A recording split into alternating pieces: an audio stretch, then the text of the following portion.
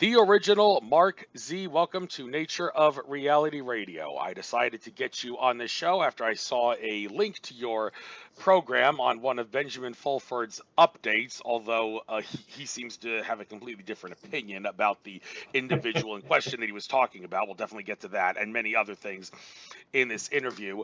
Um, but before we do that, quick little disclaimer to my guests, folks. I think I'm going to be starting to cut back the time on these shows. I'm still trying to do shows on a Monday, Wednesday, and Friday basis, but now that I'm doing it 3 days a week, I'm probably not going to be doing 2-hour shows anymore. It's going to be 60 to 100 minutes max now. And hopefully for all the people who have lousy attention spans, which I've been bitching about over and over and over for the longest time, to try to give people a nice kick in the pants to encourage them to pay attention to my show and other people who try to do long shows to get a lot of info out. Hopefully that'll help increase my audience amount. The fact that I get shadow banned on YouTube doesn't help at all with my audience count, but other than that, I just want to point out, folks, I really, as I said before, do not want to make this show pay-per-view, but since nobody seems interested in subscribing to my Patreon account to listen to these shows right after I do them, because I have everybody wait 2 to 3 weeks after I upload the videos and do the interviews before I make them public for everybody. For 2 to 3 weeks, it's listed as unlisted and can only be found through Patreon, but nobody seems to be interested in subscribing to listen. Everybody's willing to be patient about it and wait those 2 to 3 weeks. On one hand, I can't blame you all, but it really does kind of disappoint me that nobody's interested. So if that continues, I'll probably keep going throughout the spring, but if nobody seems interested in subscribing by the first day of summer on the summer solstice, this show, I regret to say, is probably going to be about 50 to 70% of the show is going to be you'll be able to listen to it. The rest will have to be pay-per-view. I'm sorry, folks, but hey, there's really nothing wrong in this day and age with trying to give yourself a lot of credit by forcing people to pay for your work. So says Akashic Records reader Andrew Bartzis, who is my #1 source of info on this show. But I babbled long enough about that. Mark Z, for the sake of all the people that haven't heard about you, please introduce yourself and tell us your life story from a primary source perspective that causes you to do the stuff that you do, the show that you do, and all the research and the subjects that you talk about, and why the subjects you talk about you think are important. Give me some talking points and all to talk about. I'll keep a little notepad handy by my side here to jot something down if I think it's interesting. I don't have Alex Jones-itis. I do not interrupt my guests, so I will shut up and put myself on mute. You've got the floor. All right, one, don't ever hesitate to jump in there when you've got a point or want to make a question. No need to mute yourself. I go by, or you can find me at Twitter at Original Mark Z, everywhere else as The Original Mark Z. Let's see, grew up rural America, small farm. Originally from Western Pennsylvania, grew up in rural North Carolina on a small farm.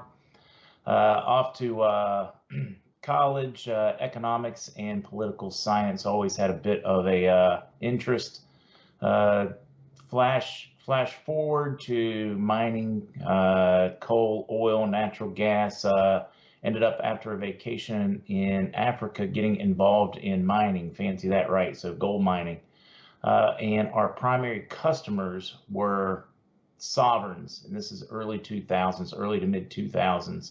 And they were all aggregating gold in anticipation of a global currency reset to a gold-backed standard. And that alerted me to, it made sense with my economics background, and it just kind of went from there. And I got involved in that, currencies, the politics behind it. And being a bit of a history buff, I could not help but dive in and go extra deep. And then, I've got lots of other interests. If it's anything alien, I'm down. I want to hear about it. Jump on in, guys. We're all doing butt stuff later or something, right? Bada bing. But that's about it. All right, Andrew, you want to jump back in? Ask me some questions. Okay, yes. For starters, yeah, that currency reset, we'll get into that too. But first of all, like I said that I heard about you when you contacted me and we had the pre-show conversation, which of course I'll make sure I edit all that out when I upload this to YouTube. But I heard about you from reading one of Benjamin Fulford's updates, and he posted a link to one of your shows in which you interviewed some guy who Benjamin Fulford does not seem to trust. And you did try to speak in your defense in an interview with some other guy to try to say Benjamin Fulford, he's probably mistaken. This is one of another cases where Benjamin can be called Benjamin full of shit Fulford because, well, yeah, I'm sure even though at least 51% of the stuff he talks about is not full of shit, people cannot help but say that he is full of shit because he does get his info from some sources that are in some cases meant to spread disinformation. So if he is confused about, well, first of all, for those that don't know what I'm talking about, who exactly is this guy? Why do you think Benjamin Fulford doesn't trust him? And if you do trust him, why do you think he can be trusted? Well, I guess I have a different perspective because I've actually known him for many years, not just heard about him. So it's a whole lot easier when you know somebody, you know their character, and you've been involved with them for, or know them for a very long time and have mutual friend groups, so that you know what their history is. You're not, you can't let some psyop person or some internet minutia or whatever, sway you that way because you know whether it's true or not. And having seen cases and cases of documented paperwork from Mr. Cottrell's attorney, it's easy for me. And then when Fulford referenced a number of things, I knew they weren't accurate, so it was real easy for me. And I think Fulford's probably heart's probably in the right place. He just horribly misinformed on this one. But hey, people still think the Earth is flat. Yes, I had an interesting debate on that with the poster boy for the flat Earth theory, Santos Bonacci, but that's a whole new can of worms. Anybody wants to listen to that, be my guest. I must say, I was really Yeah, pissed off. I'm going to want to listen to that. Yeah, I was really pissed off though when I told him you're free to upload this interview to your Mr. Astrotheology channel as well, and he did. But then like a day or two later, I saw that the interview that he uploaded had been watered down, chopped off by a little while, and he changed the title to Flat Earth Debate on Nature of Reality Radio. He had actually gotten rid of all the other stuff in the interview and only put the Flat Earth stuff in there. I was very disappointed by that because there were a lot of important talking points other than Flat Earth. Not that Flat Earth is an important talking point, but we talk about a lot of important stuff, and that just goes to show you that people that focus on the Flat Earth theory can lose touch with reality so much that it seems like the only thing that they focus about and obsess about it like it's the Holy Grail. And I think he's lost his marbles ever since he was put in jail on a bogus contempt of court charge, almost like he was put under mind control when he was in jail or something. But anyhow, let's talk about some other things here. And one thing in particular that I'd like to talk about is what you said about that global currency reset. Now, this currency reset, RV, Nassar, Jassar, whatever you want to call it, it's starting to get fucking annoying and fucking ridiculous. This currency reset might happen next Tuesday, as James Gilliland likes to say, when we've been hearing about it for the longest time. The excuses that people keep giving for why it hasn't happened is, well, the bankers are resisting more than we could imagine, or, well, we don't think the state of affairs in the world is the way it needs to be for this to be implemented. And it's really getting annoying. And, well, I think I should point out, though, that Simon Parkes, former British politician, did say in a report that he did not that long ago that the primary reason that the man who is not in the White House right now but should be in the White House right now, the primary reason he was not put into the White House and massive voter fraud was committed to prevent him from being in the White House, and this is also the reason why he took down a portrait of Bill Clinton and replaced it with a portrait of William McKinley in the White House, was because he wanted to do what William McKinley did back at the turn of the 19th going into the 20th century, and that was put America on the gold standard. And the bankers are very, very resistant to that. They do not want that because their agenda would fall apart if America and other countries went on the gold standard. So they did make sure that he could not be put into office. So I'd like you to get your comment on that, and if you can maybe help make sense for all the people that are as ticked off as I am that this is taking as long as it is and hasn't been implemented yet. What the fuck is the freaking holdup with this currency reset not being implemented? Why are we still slaves to fractional reserve banking and the almighty dollar? Welcome to your new serfdom. You'll own nothing and be happy. I mean, it really is. It's an epic battle. We've always been told there would be two ways this would happen: a complete and utter crash, or they would do it the nice way, and they keep fighting the nice way. Within 2 days of taking office, the Biden administration had some military officials and bankers contact Mr. Cottrell in hopes of getting him to agree to kick the can down the road so that they could rehypothecate their fractional banking system, and he, of course, refused. And same reason JFK got shot. He started talking about the Federal Reserve, and he started talking about intelligence communities and secret societies. He was shot. Reagan came out with the Grace report that showed that none of the money we pay to the IRS actually goes to the U.S. government. It goes offshore to a private collection arm for a London group of bankers we call the Federal Reserve, which isn't federal, and they shot him, and he kind of backed off. History's riddled with those. You just finally had one president brave enough to step up, and they have done their best to tear that apart, but they won't win in the end.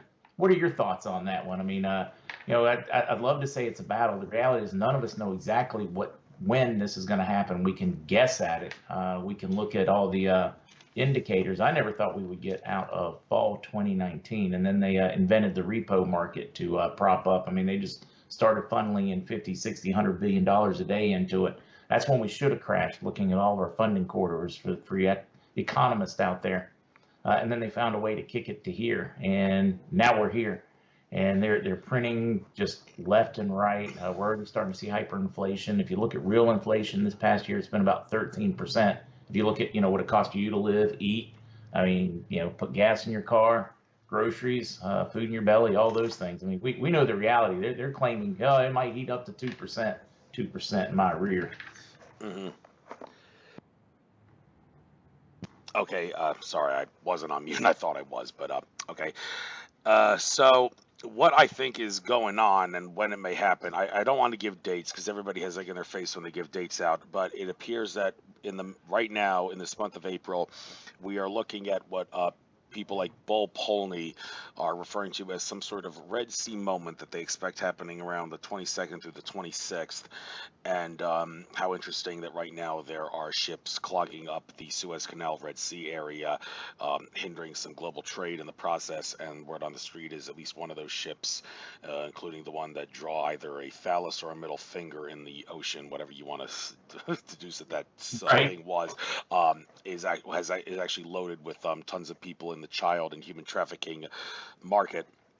So this Red Sea moment, whatever it may be, Polney thinks that it has something to do with currency issues. He did make a series of PDF documents, slideshow presentations, and he did in one of them say that April of this year, the current month we're in, would see Bitcoin mania, gold rush, and silver fever. He used those terms for those three different types of forms of money. So this Red Sea moment, do you know anything about what he is talking about there and what it may be, and what are we in store for in the next couple weeks?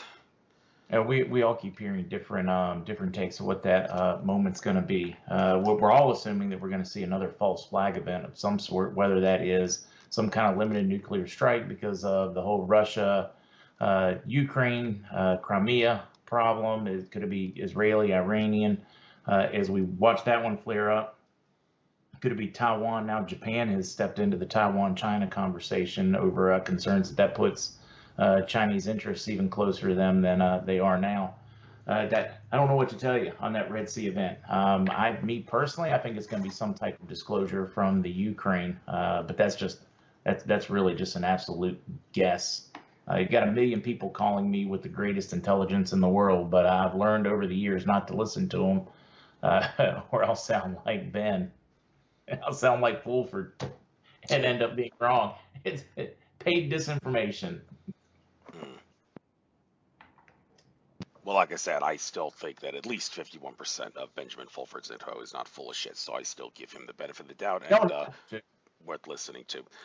By the way, just a quick side note, I checked the email that you sent me with that picture of yours. I think bfunky.com only allows for JPEG and GIF pictures, and that picture you sent me was just like the the picture that I saw on your site that I tried to download. It's I'll try I to think it's of a convert. format like a Chrome format or something that's not going to work on Be Funky. So try to send me a picture of yours that's either GIF or a GIF or a JPEG, if it's not too much trouble. So now that that site issue's out of the way, moving on to some of the other things you have in your description on your YouTube channel. You talk about cannabis legalization.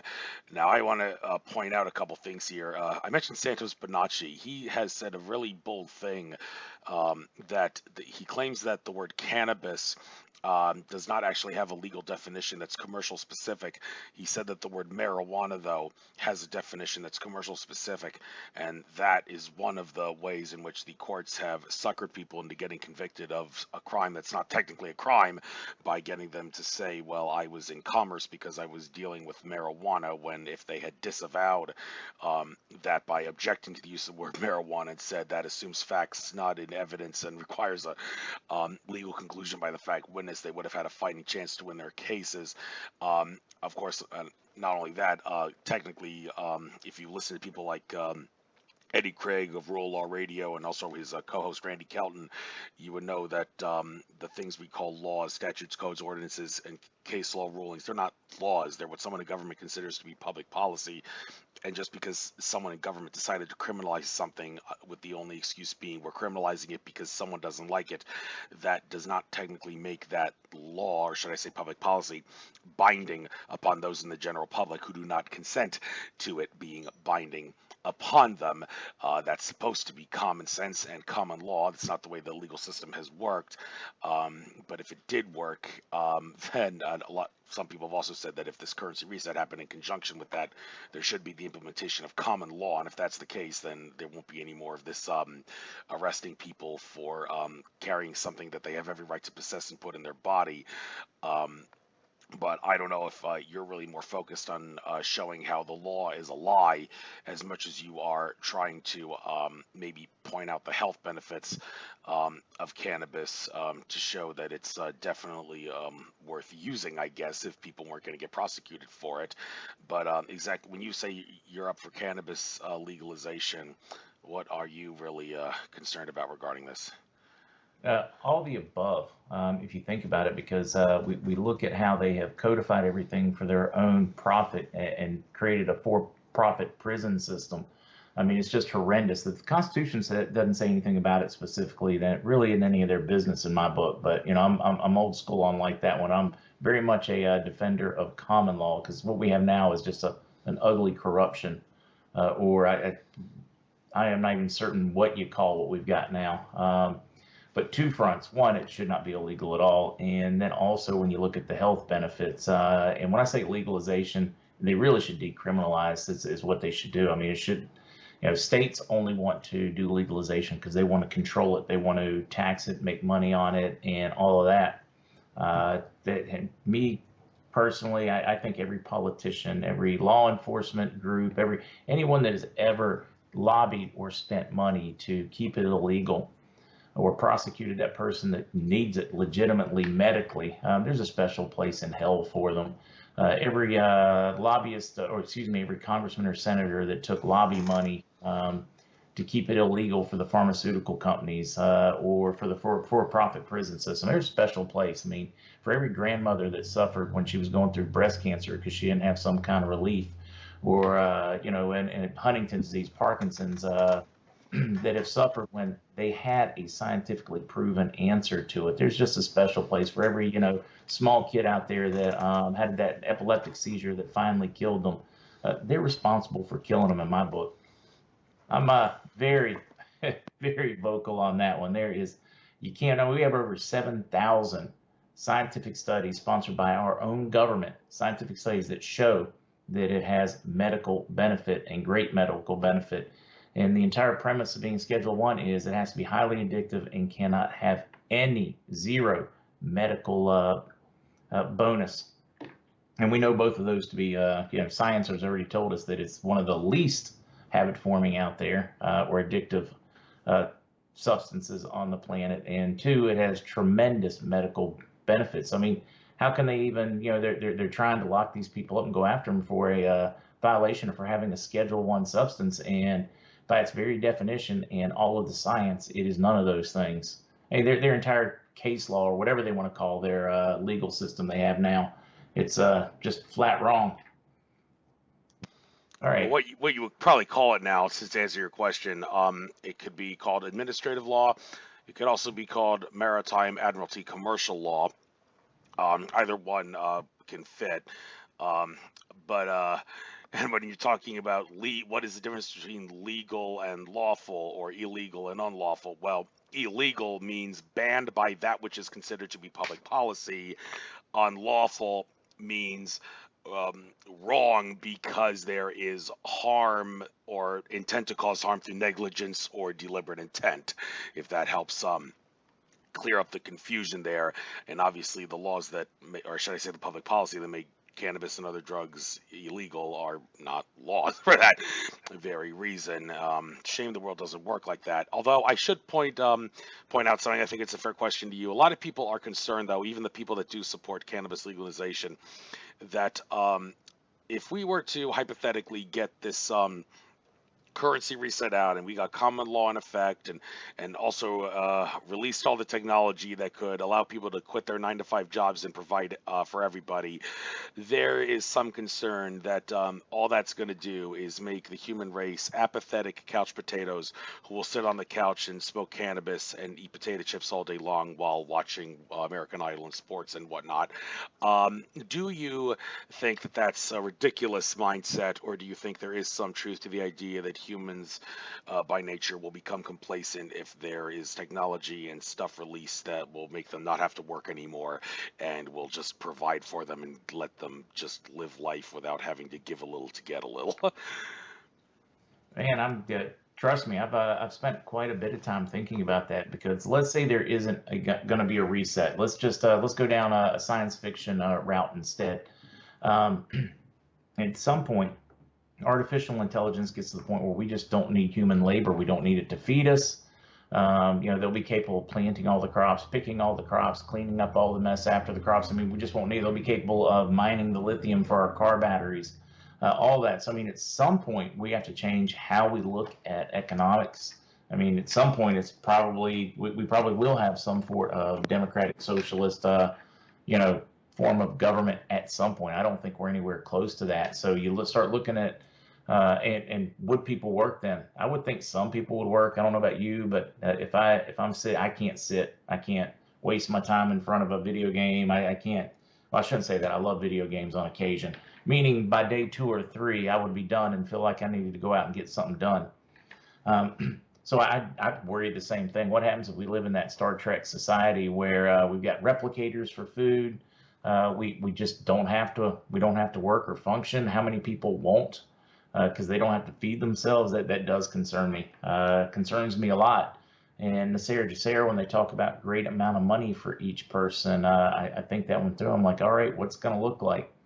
Is everybody going to change the way they function? Is somebody still going to want to go to work and grow some food so some people can eat? Or are we going to have to get fat and happy for a while and then realize that somebody has to, if you want things, somebody's got to make things. How do you see that playing out? I mean, for me, most of this, and like when I think of currency holders, people are going to make money, there's such a small fraction or percent of the world's society that 99% of people still have to go to work. So I'm not worried about that part. But when we start looking at some of the numbers I've seen from Nasser Jasser, everybody's going to get 100 grand a year. Who is going to grow your food?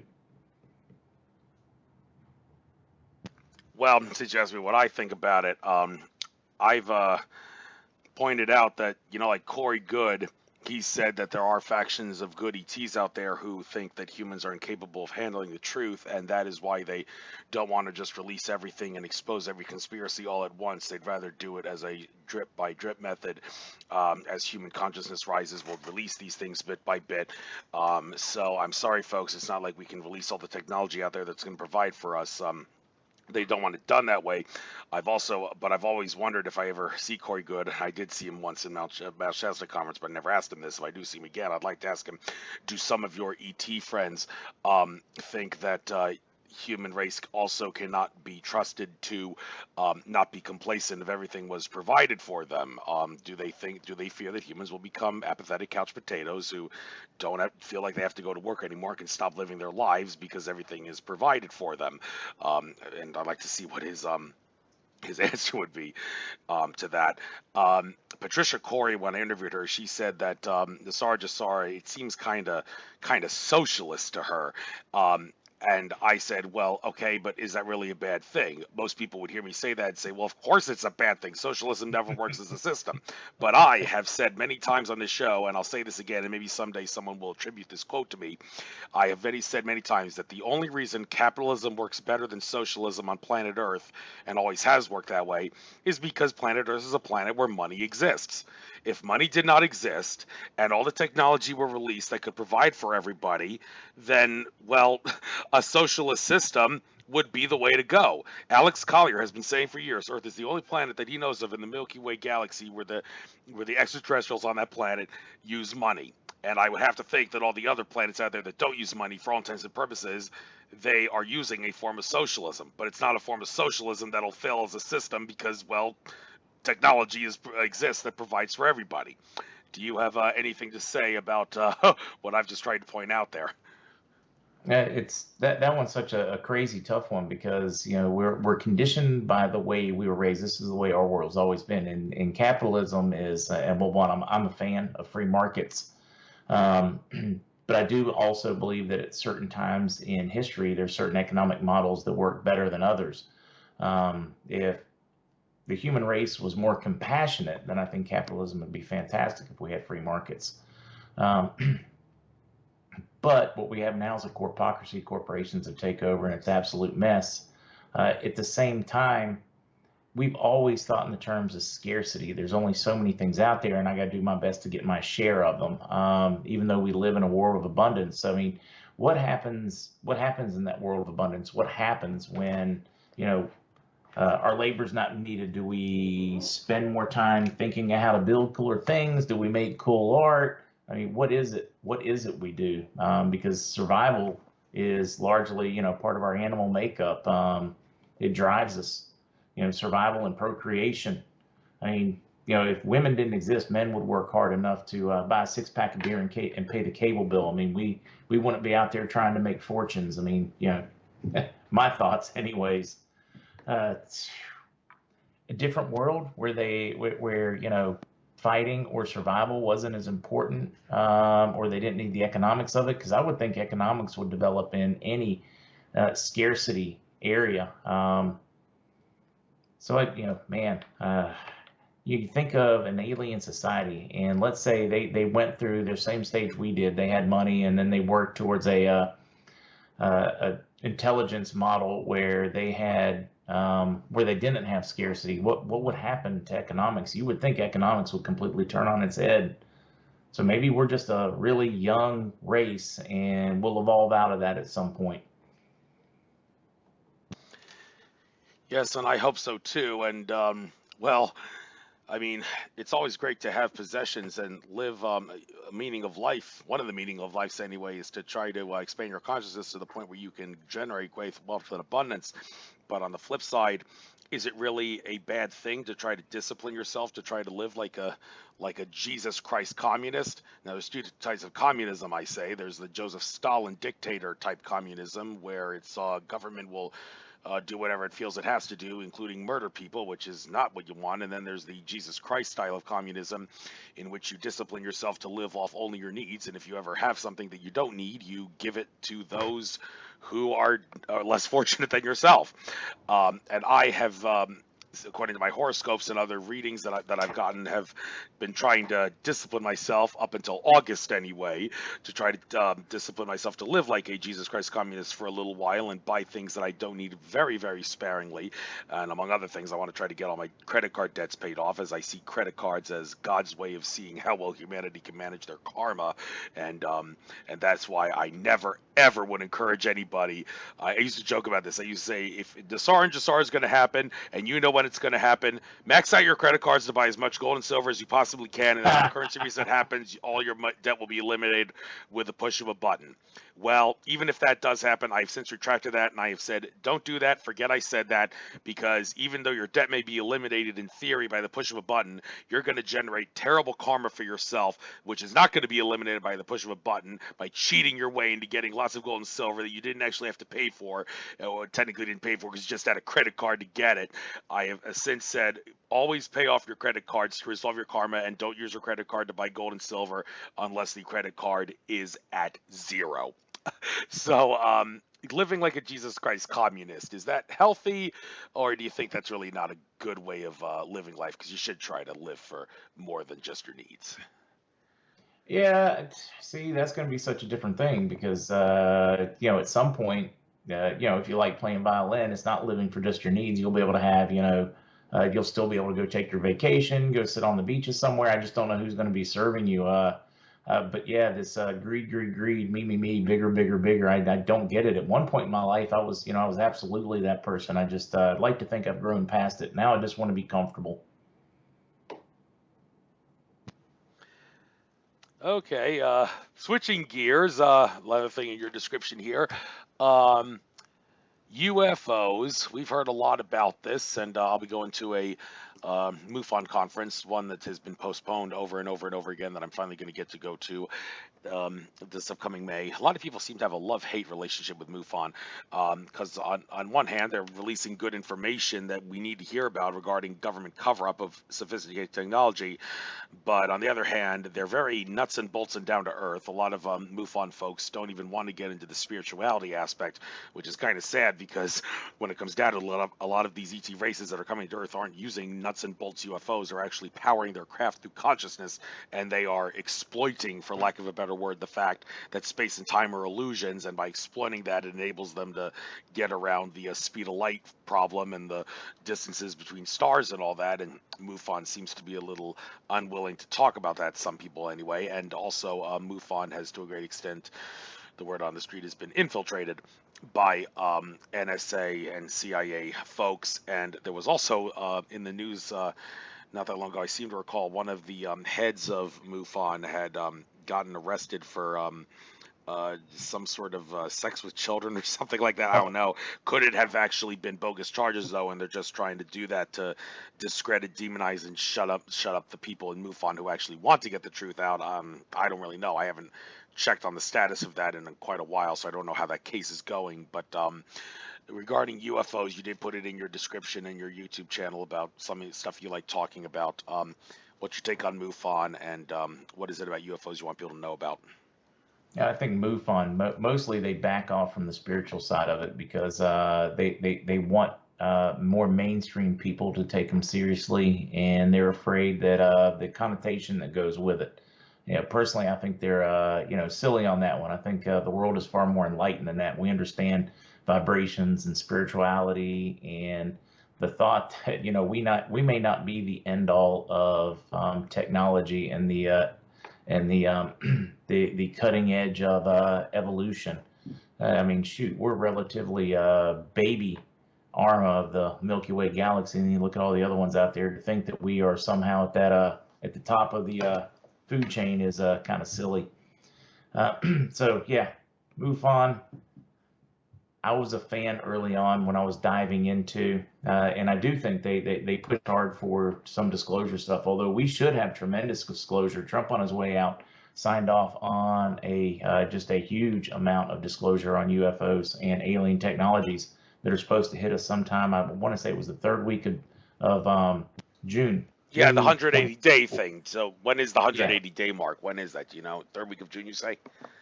Yeah, I think it's the third week of June. For some reason, in my mind, the 24th is sticking. But man, am I looking forward to that? Have you noticed in the news just in the last week or so, they've dropped a number of sightings on us from U.S. Navy and other military, including video thereof.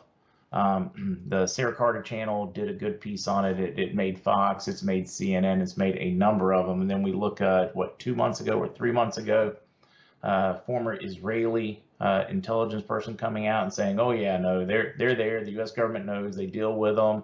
I mean, just they're dripping it on us. They're dripping it on us. Does that mean going to use a fake alien invasion to try to pull us together or something, or just what's going on? Or do they know the aliens plan on? Have they already told them, hey, look, man, we've had enough of your shenanigans. We're going to tell everybody we're here on July 4th, the new Independence Day. Have you heard any of those that they are planning a staged? Yes, and there seems to be disagreement on it. I mean, people like Stuart Swerdlow, he says that his sources say it's definitely going to happen, but others say there's no way they could. Well, even if they did try to pull it off, it's not like they could stage another 9/11 and get away with it. Too many people are awake now and would jump onto the fraud. So, is it in their best interest to do that? I don't know. But I do want to point out, though, regarding ETs, well, several things actually. Um, were you aware of the fact that there were supposed to be some new episodes of Ancient Aliens airing the past few weeks, but they did not air? The air dates on Wikipedia, on the Ancient Aliens Wikipedia page, actually gave the air dates for today, this Friday, and the last 2 Fridays, I believe. There was supposed to be a new episode about Mount Shasta 2 Fridays ago, but it didn't air. And I can't help but wonder if maybe Ancient Aliens has suffered the same fate as UFO Hunters and Hangar One, two shows which, for all intents and purposes, were kicked off the air because they were exposing a little too much secret stuff and getting too close. You know anything about that? Yeah, that's actually an interesting one because I've been waiting for that. Their problem is it's one of their most profitable shows, which is causing them a lot of dilemmas. So they had their way. It's convincing too many people. There's too much evidence that the mainstream narrative is just BS, and there's too many people waking up. So now what do? Do they hide it? Do they come up with an excuse? Because there's no good excuse. If the filming had been done, I know COVID, a lot of things are behind, and I had saw one board I follow because I'm a fan of anything alien. It's a fascinating subject, and it just resonates with me. But one of the rumors was that, or what they're trying to float inside of the network, is that it's delayed because of COVID, and they had, filming just took longer, editing, getting specialists here, there, and filming it was just much more difficult. So, I've seen claims that were, about 6 week delay in the release of them. I don't know. As much static as we're getting, as many TR-3Bs, triangular craft, whatever they are out there as we're seeing right now, it would make more sense to me. I could call me a conspiracy theorist, whatever. I could totally see them delaying that and trying to use an excuse because one of the episodes may have something that is getting ready to happen. Yeah, and on that note, it never ceases to disturb me that people in the UFO and ET communities, truth movement communities, always seem to find some excuse to be at odds with someone else. John Ventry, the former head of the Pennsylvania MUFON chapter, who appeared on the Hangar One series a bunch of times, and is going to be most likely at that conference in May that I'm going to in Langhorne, Pennsylvania. He, in his presentations, has really ripped on Ancient Aliens. He's often shown a political, I guess you could call it a political cartoon, which shows Giorgio Tsoukalos tied to a chair with a gray alien holding a club, like he's about to slug Giorgio with it, and the gray alien is pointing at Giorgio in the face and saying, "Hey, buddy, stop making stuff up." And I find that to be really pathetic and insulting. I think John Ventry's got it all wrong, and I think what's really going on here is that John Ventry is jealous of the fact that Hangar One got the boot off the History Channel and Ancient Aliens didn't.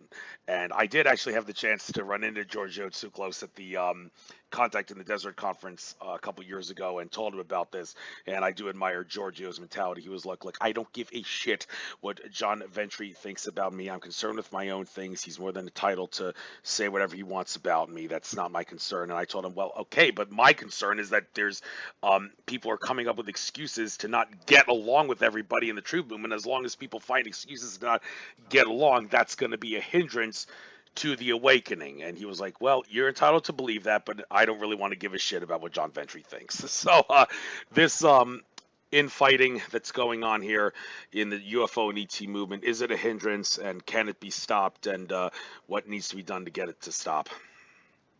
Oh man, that's almost too much to to throw out there. No, I don't think it can be stopped. I think it's too many people awake now. The infighting, even like in I call it our community, more so than the community of the UFO side of it. But just in the disclosure, and people are way too worried about, hey, yours doesn't exactly jive with mine. Your source is better than mine. My hair is better than yours. I mean, that infighting. I honestly, I think there are people that don't want disclosure, or agencies that don't have disclosure, that are busy working on narratives and planting trolls and division, and whispering in people's ears just to keep us all divided. It's the only thing that makes sense. You look at some of these, like for instance, when Mr. Cottrell was attacked, you suddenly saw 3 or 4 different interesting names like Neil Keenan, of course, Ben, and a number of different sources all came out with the same story at the same time, even though they had the wrong picture of Mr. Cottrell. They actually had a picture of his now deceased attorney, Mr. Hodges. But we're seeing that, and a lot of it seems to be like coordinated attacks to make the communities turn against themselves. So that, I mean, they're just afraid of the disclosure. You saw that with what was it, David Robert Steele. Um, Reports they suddenly that he was dead, but it came from multiple areas as they try to sow just uncertainty and discontent in any part of the disclosure movement. It's crazy. You'll see reports that folks like Charlie Ward or this deep state plant this, that, Simon Ward's that, and it's just their best to make us question each other, fight with each other, and make the community question any news, even though we're all in agreement on the end of this thing and the meat and the potatoes and 80% of the what appears to be facts. But they try to use that other 20 to just split us, to keep us fighting amongst ourselves. It's nuts, and you cannot give into that. Just use your own discernment. Does it make sense? Doesn't it make sense? Does it pass your sniff test? Yes, and we were hoping, I was hoping, and many other people were probably hoping that humanity's going to be in store for some big things in the very near future. Alex Collier, he did say in this was in late 2019, he said on a Goldfish Report interview that the overlords, the Draco-reptilian overlords, as well as the malevolent factions of the Anunnaki, who made a alliance with the Draco-reptilians, those overlords are gone. So they've officially left the Earth system. So that would suggest that they'll, whenever the White Hats want to take down the Black Hats don't have the luxury of having the overlords come in and save them anymore. And Alex Carr said, because the overlords are gone, I see great things for humanity gonna be in store for us. Well, that unfortunately had a monkey wrench thrown into it with the virus that shall not be named that came across a couple months after that interview. And Collier did point out in a interview that he did with Elena Denon, who I did interview recently and talked to her about this. He said that the virus thing, is basically being used as a way to, well, I guess postpone the the freeing of humanity in a sense. And well, if that's the case, then I think one question that needs to be asked is, when this thing is over and we can return to normal, I don't want to return to the same hamster wheel of go along to get along, enslavement and apathy that humanity has been on for millennia. When this pandemic is over and we reopen the states and the provinces and territories and other countries that don't have states, and the lockdowns are done, could we please like not be slaves to the system anymore and be able to, well, are we going to be able to do that? When you hear us get back to normal, do you actually are we likely going to be back on the same old 9 to 5 hamster wheel of go along to get along and apathy, or is humanity actually going to receive some sort of a kick in the pants from this thing, which is actually going to mean that this pandemic was actually good for us because it gave us a kick in the pants to get out of the way of doing things? Any thoughts? Man, I'd like to think it's the kick in the pants. You look around, but the reality is 2%, 3% of people actually think, and the rest of them, well, another 2 or 3% think they think, and probably 90% of Americans. I mean, they're going to do the same thing. They're like trained like dogs. They can't not do it. I just keep wondering when's this big enough? When do you see this complete craze shutdown based on no science? And then they tell you that, hey man, follow the science, and these people are like, oh no, I'm just going to follow along because they said it was science when it's not science at all. I would like to think that we're all going to come in light and say, wait, this 9 to 5, this is crazy. What am I doing out here? Yeah, I'm not living. I'm existing. I'm existing so I can have, a 1 week or 2 week vacation during the year and actually enjoy that 1 or 2 weeks. And the rest of the 99% of my time, I'm a miserable. Oh man, I almost used horrendous language here for you. Don't want to do that to you. Um, You can I would curse on the like show. It's okay. Doesn't bother me. I would like to think that enough people will wake up, but when I look around, and I'm seeing more and more people wake up, more and more people say, shake out the cobwebs in their thinking, go, wait a minute, what have I been doing? Why have I been doing this? Why have I even been agreeing to any of it? I just don't know if maybe 40% are going to wake up, maybe 50%. I don't know. I'm ever the optimist, but man, uh, what do you see waking up? I would love to see, 90% of people wake up Well, after people let's say the say truth comes out they and say this was people are all a waking scam. up exponentially, but if that were really the case, then the only people that wouldn't be awake are people that are living in caves isolated from civilization. So I don't think exponentially is a proper way of saying how people are waking up. And when you say wake up, well, what exactly does that mean? Does that mean you realize that the conspiracy theories that are actually conspiracy facts are facts, or does that mean that you've realized that we're all just spiritual beings of infinite consciousness having experience in a biological DNA skin suit? I mean, there's so many different categories of what awakening is. And on that note, one of the my final subjects we'll talk about for maybe another 10 to 15 minutes before we call this show. You have things to say about nutrition. And yes, I love to eat. I eat like a pig, though. I am overweight, though, and I'm trying to actually lose a few pounds myself. I like being fat more than being skinny, I will say. If I had a choice, I would rather be fat than skinny. But I've just turned 35, and I don't know how much longer my beer belly is going to be able to handle it before it starts causing me problems in my life. So I may want to lose a few pounds here.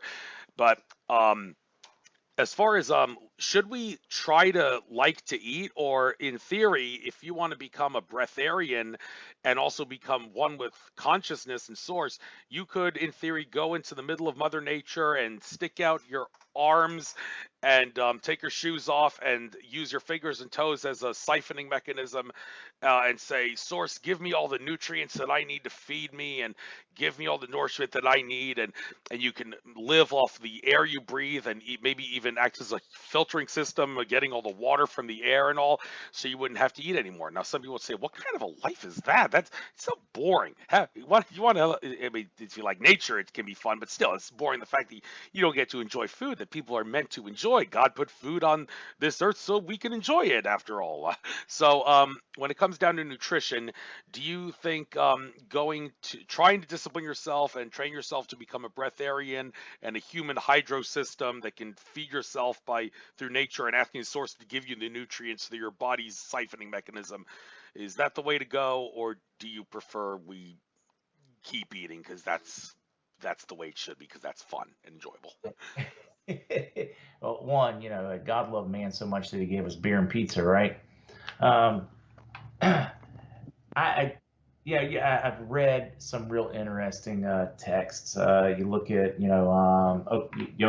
just so many out there where they become so in touch with their spirituality or their energy that they can not do away with the physical demands of eating and all that, but like greatly reduce, and that is neat and that's cool. But I just don't think we have evolved to that point yet. Maybe at some point, but right now we are still slaves to our biological beings. So within reason, eat well 5 days a week. So 1 or 2 days a week you can splurge. If it makes you feel happy, be happy.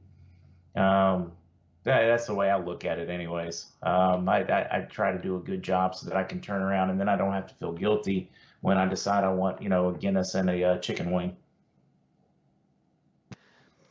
Yeah, and I've been saying for a while that I see my animal meat and other animal product eating habits going down, down, down, like the graph. I believe it's a hyperbole, or what, hyperbola. Excuse me, hyperbole is exaggeration. Hyperbola is the graph that, in math, that gets closer and closer and closer to the zero, but never actually reaches zero. That's basically what I see my meat and animal eating habits going to. I can't see myself giving up animal products entirely, although the only places I eat now are Whole Foods, where I get my food, and there's a pizza place called Seasons Pizza that once a week I get pizza from, and the only meat that I buy is at Whole Foods is the chicken, and I do put pepperoni on the pizza topping. I can't imagine pizza without pepperoni, but it's not the only meat I eat though. My folks do occasionally invite me over for dinner because I'm a bachelor who lives in a garage apartment on his parents' property, and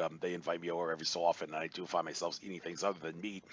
But when I had a session with the Akashic Records reader Andrew Bartzis, he did say that it is extremely difficult for the human to go true vegan and let alone vegetarian. And he actually suggested that if I want to lose weight, I should consider going Atkins diet style.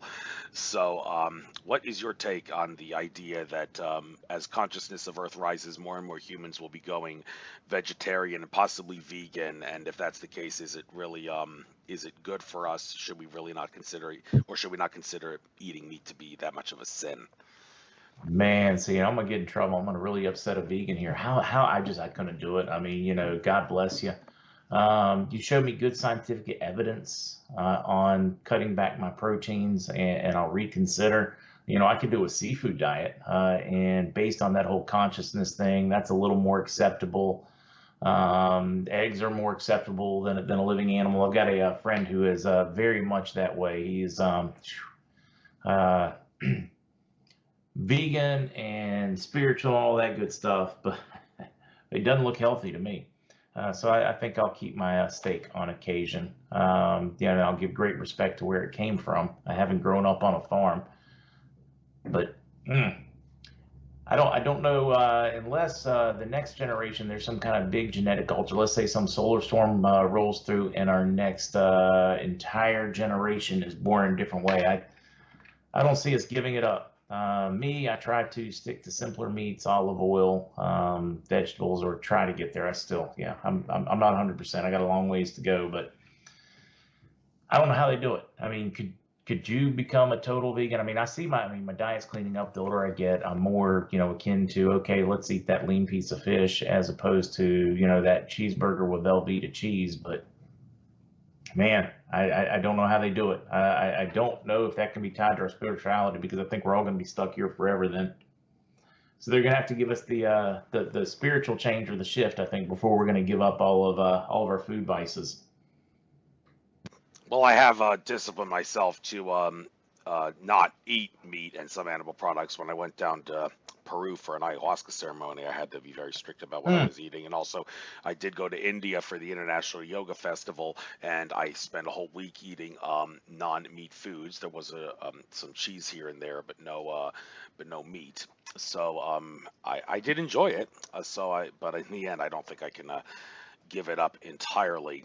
Now, I guess one more question, and then we'll call it a show here. Um, about nature and how humanity can be one with nature, with our spirituality, and also become one with machines. David Icke, the great orator of our time. I mean, I love him, hate him. He always talks about infinite love being the only truth, but he always talks about negativity so much, and I think he talks about it more than he really needs to, considering that he did say at one of his talks that he sees the vibration of the earth increasing and increasing to the point where love will overcome fear. So why he wants to continue to just keep talking about fear, I presume maybe he thinks we're only as strong as our weakest link, and that's why he's doing it, but I still think it's not the best way to go. He has said that in 2030, approximately, he thinks is going to be a singularity of sorts where humans and machines merge. Interesting how the Terminator movies, 2029 was the year that the Terminator traveled back to 1984 to kill Sarah Connor. Of course, those that's a malevolent timeline in 2029 when the machines take over. David Icke is probably saying that we're going to be getting along with machines and artificial intelligence a little better. But the question that I raise here is, how can we get along with machines well if we're supposed to be one with nature? A lot of people try to get off the grid by being one with nature, but of course, I can't see myself, and many other people can't see themselves living without a single microchip. And I don't mean the microchip that's the mark of the beast that's meant to enslave us. I mean microchip like a computer. Everybody, you got to have your computer. Or what are you going to do in life? How are you going to get out there? How are you going to get in the matrix to beat the matrix if you don't have some microchips by you to beat the system? But yet, I love to get one with nature. So, of course, you do have that image from like the Star Wars movies with the humans and the droids getting along with the Ewoks in the woods, and the Ewoks even thought C-3PO was a god, if you can believe that. So, I mean, I guess it's possible for nature to get along with technology, but if that's the case, how are we supposed to merge humans, nature, and technology and get along well if there are signs that they can't be compatible with each other? That's a really good question because we kind of have to, and you had mentioned where they used to pilot crafts by mind, and I think back to, and boy, I'd have to do some digging. I think I still have the book, but they a balsa wood airplane found in one of the pyramids or one of the tombs, and instructions on how it was like 6 or 7 people would use their minds and fly. In other words, it never had an engine. Um, they would. So when I think of that like merge of technology, is this kind of like some kind of magician and they're focused on, our technology is a way of our focusing our energies to be capable of more. At some point, do you move past needing those crutches? When they talk about merging, is that like a temporary merge? In other words, we're going to be cyborgs for a while before we move to the next. You look at, I don't know if you've watched the Elon Musk video with the monkey that's had the Neuralink implant and he's playing Pong in different games just with his brain. If you haven't, it is fascinating because it kind of lets us know what is possible. Of course, we think of all of our scary movies, Terminator, and of course, hey, keep in mind, Mad Max was set in the post-apocalyptic year of 2021. Just to give you and all of your listeners a little more things to feel warm and fuzzy about. Um, uh, at Well, some at some point we merge, yeah, at some or we point we become so merge. spiritual we don't need it. Hopefully, yeah, I want to be spiritual too. So, all right, I'd like to give you the chance to now. Get out anything you like. Get out your contact info. Before you do that, though, I just want to point out to my listeners, this interview will be uploaded to YouTube 2 to 3 weeks from now. It'll be up public for everybody, and it will also be public on cost.tv. And I do want all my listeners, please listen to my interviews on YouTube for only 15 seconds for the sake of giving me a view credit, and then click on the link in the video description when it's there to see the video on cost.tv, because cost.tv is a blockchain monetization channel, and I can profit from people watching my shows on cost.tv. It's working for peanuts, pennies, basically, but it's still better than nothing. So, with that being said, why don't you get out anything you like? And I don't know if this, when this is done, if this interview is a little over an hour, then I may have to divide this up into two because Cause.tv only allows for 1 hour max. But if that's okay, I'll just do 30-minute interviews on Cause.tv. Anything you want to get out, you've got the floor. Close us out, your contact info, how people can reach you, the future of your show, and everything else. Knock yourself All out. right, let's hit it quick. You can find me at the original Mark Z on Twitch, the original Mark Z at Twitch and on YouTube. If you find me on Twitter, it is just at original Mark Z, no the. And yeah, that's the easiest way to find me. If you want to email me, the original Mark Z at gmail.com. And I just wanted to say, Andrew, I totally get this whole monetization people thing because of the number of hours it goes, even to put on an hour, they really should find you there. I think it's good enough content. I mean, you pay when you go to the movies. You pay when you, listen to even your radio station. You listen to somebody like, in the past, before you passed Rush or anybody else. When you listen to those ads, you're paying for it. So at least go click those buttons and show support that way. It's the only right thing to do. Righto. So thank you for coming on as a guest. Wish you the best of luck. I'll keep subscribing to your channel, listening to some Super Talks interviews. Keep up the good work. Take care and best of luck. Bye-bye. Thanks, sir.